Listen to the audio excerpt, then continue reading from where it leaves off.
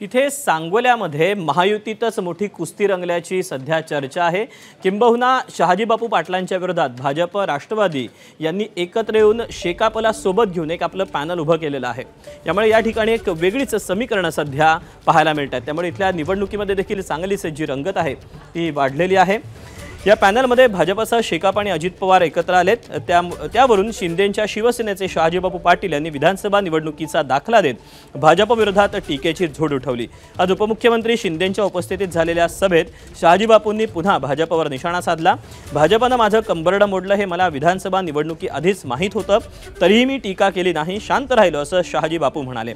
त्यासोबतच त्यांनी विरोधातील पॅनलवरही निशाणा साधला। त्यानंतर शिंदेंनीही शहाजी बापूंबाबत वक्तव्य केलं। शहाजी बापूंना मित्रांनी धोका दिला, पण मी त्यांच्या पाठीशी ठाम असल्याचं शिंदे म्हणाले।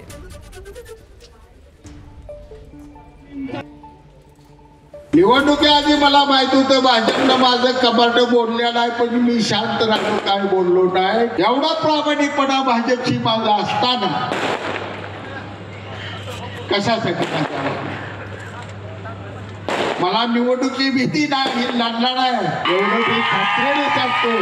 पैशावर सांगोला तालुका विकत घेऊ नका, तुमचा घनघोर अपमान होईल। पेटवून उठलं तर सरळ काय कुणाला जावं दबकवत आहे, मला दबकवत आहे। महाराष्ट्र मला घाबरतो आणि सुप्रीकाची माकडं आले ती मला दबकवतो।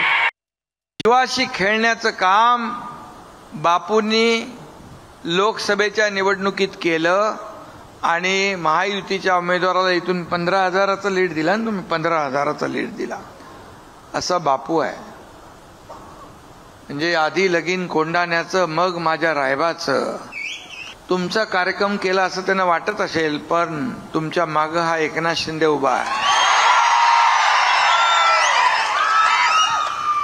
आणि बापूकडे श्रद्धा सबुरी आहे। आणि बापू हा लोकांमधला आहे, बापू हळवा है, सत्य परेशान हो सकता है लेकिन पराजित नहीं हो सकता।